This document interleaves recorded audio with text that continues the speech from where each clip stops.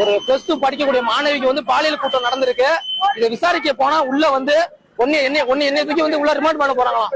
என்னைய வந்து ரிமாண்ட் பண்ண போறேன்னு சொல்றாங்க. நான் கிட்ட வந்தவங்களா பாதிக்கப்பட்ட பொண்ணுக்கு ஒரு சாப்பாடு கூட வாங்கி தரோம் மாந்தி எடுத்துட்டு இந்த பொண்ணு அந்த காரங்க ரொம்ப கஷ்டப்பட்டு இருக்காங்க. இந்த ஆடுதுறை அனைத்து காவல் நிலையத்துல வந்து எந்த ஒரு விசாரணையும் பண்ண மாட்டாங்க. தயவு செய்து சொல்றேன், அந்த போலீஸ் அனைத்து பேர் மேலும் நீங்க நடவடிக்கை எடுக்கணும். ஏன்னா இந்த அளவுக்கு வந்து குற்றம் நடந்துட்டு இருக்கு. அதே மாதிரி ஒரு பையன் மேல வந்து எந்த ஒரு தப்பும் பண்ணாத ஒரு பையன் மேல வந்து ஜெயச்சந்திரங்கிற பையன் மேல வந்து போஸ்கோ கேஸ் போட்டு உள்ள தரலாங்க. இந்த பொண்ணு பாதிக்கப்பட்ட பொண்ணுக்கு உண்மையான பொண்ணுக்கு வந்து எந்த ஒரு நியாயம் கிடைக்க மாட்டேங்குது. கையை பிடிச்சி அந்த பொண்ணு கையை பிடிச்சி இழுத்துட்டு போறாங்க. இதுக்கு நடவடிக்கை கண்டிப்பா எடுத்து ஆகணும்.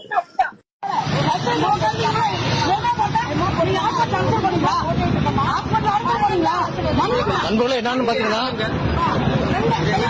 பாத்தீங்கன்னா ஒரு பொண்ணுக்கு வந்து பாலியல் குற்றம் நடந்திருக்கு. அந்த பொண்ணை வந்து ரொம்ப கொடுமை, சாப்பாடு கூட கொடுக்காம அந்த பொண்ணை வந்து ரொம்ப கொடுமைப்படுத்திருக்காங்க. இதனால பாத்தீங்கன்னா இங்க வந்து ரொம்ப பிரச்சனை நடந்துட்டு இருக்கு.